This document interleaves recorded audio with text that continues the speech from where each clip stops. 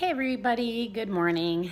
It's Lisa. Hope everybody's doing okay. Today is Friday, January 4th, 2018. Hard to remember to say 2018. And today is my week, let me count, 45. Week 45 post duodenal switch update. I am going to give you my stats, but after that, I want to talk about three things leading up to my stats.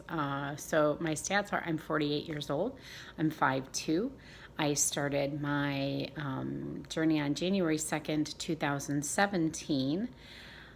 And on that date, I weighed 344.6. That was also my highest recorded weight. My day of surgery was February 24th, 2017. I weighed 308.8. Last week, I was 175.2. 175.2, sorry. And this week I'm 176. So that is a 0.8 pounds gain for the week. My total since surgery, 132.8, and my total since January 2nd, 168.6. So yes, a 0.8 gain. So let's talk about this. The first thing I want to tell you is that my dog is really needing to go to the bathroom. I'll be right back. Okay, I'm back. You know, when they have to go, they have to go. So anyway, so I'm going to talk about three things when it comes to my current weight and how things are going or how things are not going. So the first one is I realized that I am still having just an absolute ton of swelling. So it's early in the morning here, and I took a picture this morning after getting dressed of both of my legs, and I'm going to put it in this video in just a minute here. I'll cut to it in a minute, and I'm going to show you, like, I don't know if it's very evident on the picture. I think it is, but my leg that I had surgery on is still quite a bit larger than my right leg. And interestingly enough, my right leg was always the leg that was bigger than my left leg because I have so much inflammation from my bad knee. Maybe you'll be able to see the difference in size too, and that only goes even more throughout the day. So I'm going to insert that picture here.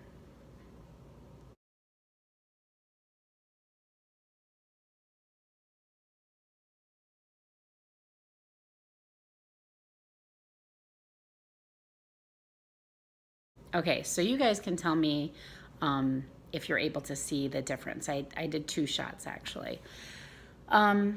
So inflammation is really a problem, and the swelling and the water that I'm hanging on to because of that swelling, it's an issue. And it's been hard for me to really get a lot of water in to help to flush that out because it is so flipping cold here in Illinois. It's just ridiculously cold, and I don't have any urge to drink. So I am really forcing myself to get water in, and yeah, it's just kind of like a bad compounded problem. So that's number one. Number two, I'm going to tell you, I'm having extreme scale anxiety. I did not want to get on the scale this morning at all. And that's for so many reasons. One, I know that I'm having this swelling. I'm unbelievably inactive. Not due to anything that's my fault, but I can't move around very much. So it's really, really hard, especially being, later out in your first year if you're not active to get that weight to keep coming off.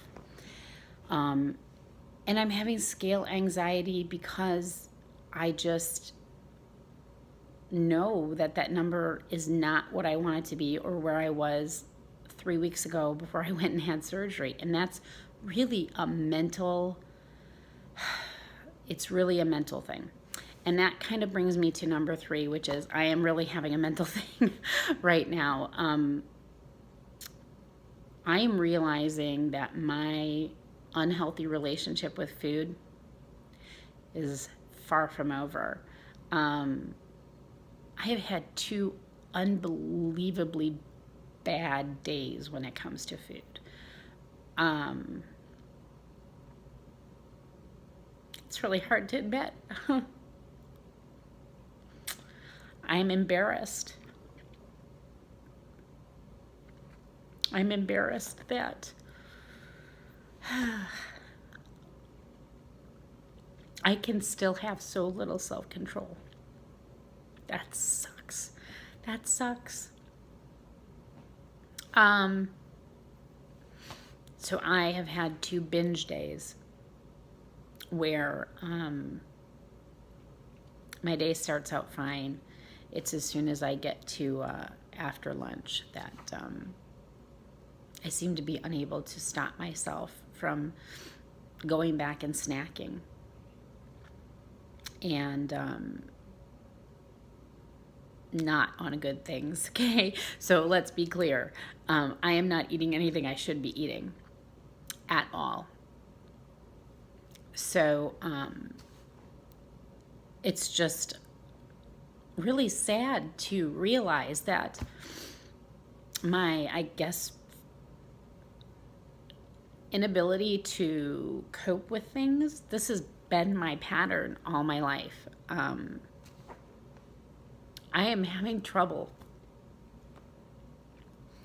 dealing with being so sedentary, cooped up in this house. I can't get out without a lot of help. I've only been out 3 times, and one of those was to just go see my surgeon. So, and I'll talk about that too. It's really hard. I totally can sympathize now with, you know, those people that you see on those TV shows, My 600-Pound Life, etc., who become housebound and they just eat and eat and eat. And you're like, what?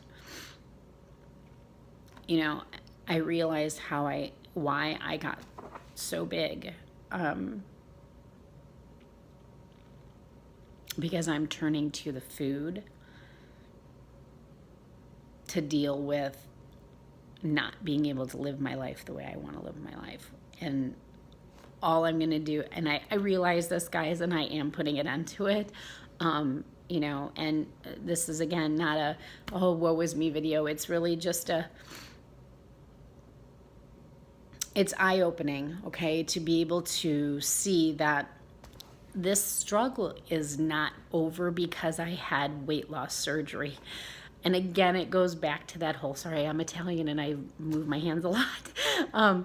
You know, it goes back to that whole thing where that thought process of, oh, well, you had weight loss surgery, so it's just going to fall off of you. Or, oh, that's the easy road. Or, you know, oh, you're not going to have to work at it. It's not going to teach you anything. Yeah, it does. It teaches you, A, this is just a tool. B, you gotta still work at it, and it's never going to be easy. It is never going to be easy. If you think it is, it's not.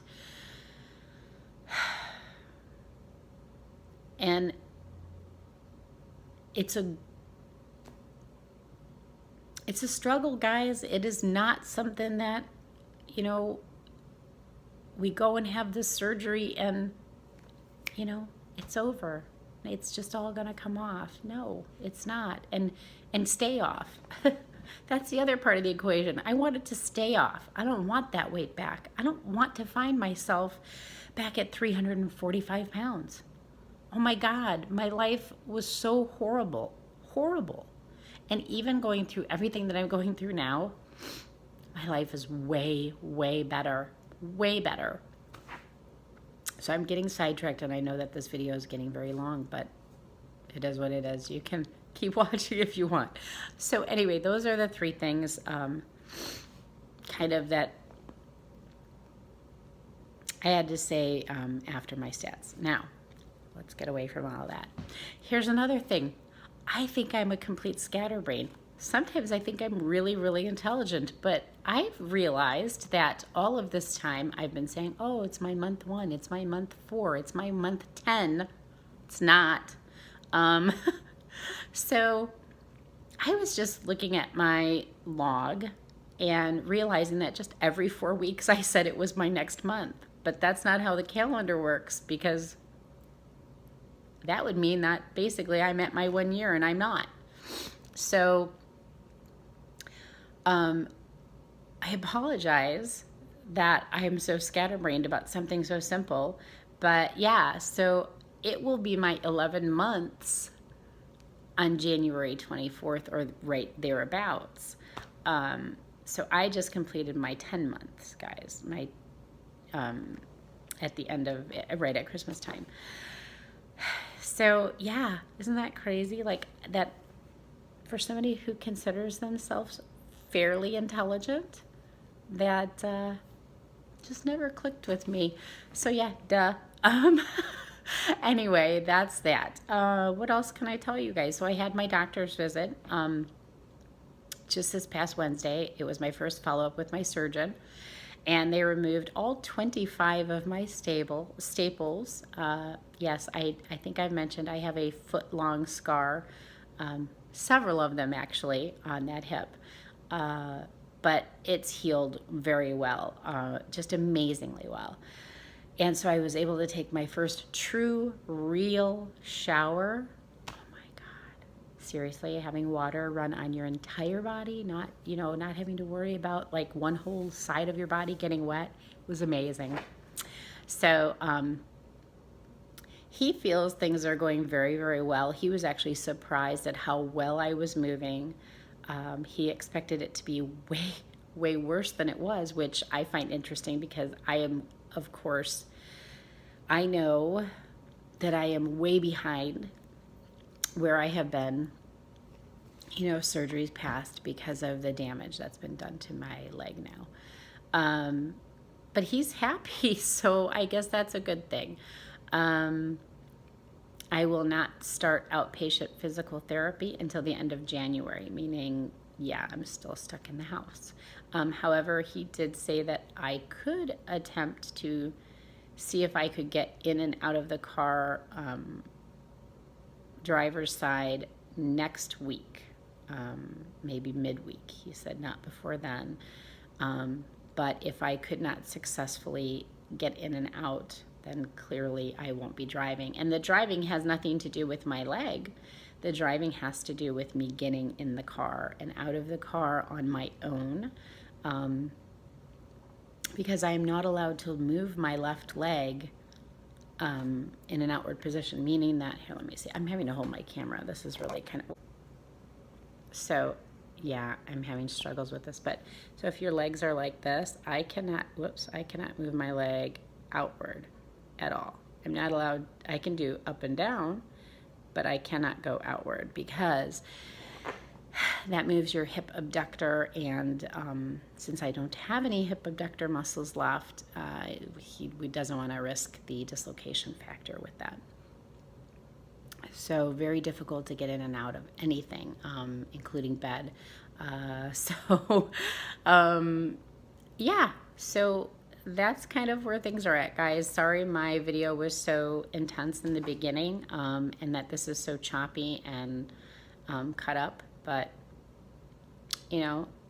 things are very challenging right now. I am not giving up, not by any stretch of the imagination. I will persevere and I will get through this, and we all do, but we all fall off the wagon at times. We can't be perfect, and it's all about figuring out how to get ourselves back on track and conquering our demons, so to speak, conquering our issues with whatever it is, whether it be self-control, depression, whatever affects you. And we can get there, and we can do it. We can do it. We just got to be, forgiving of our humanity. So anyway, I hope you all have a fantastic week. It's freezing here. I hope where you are is warm, and I'll come to you next week. Bye, guys.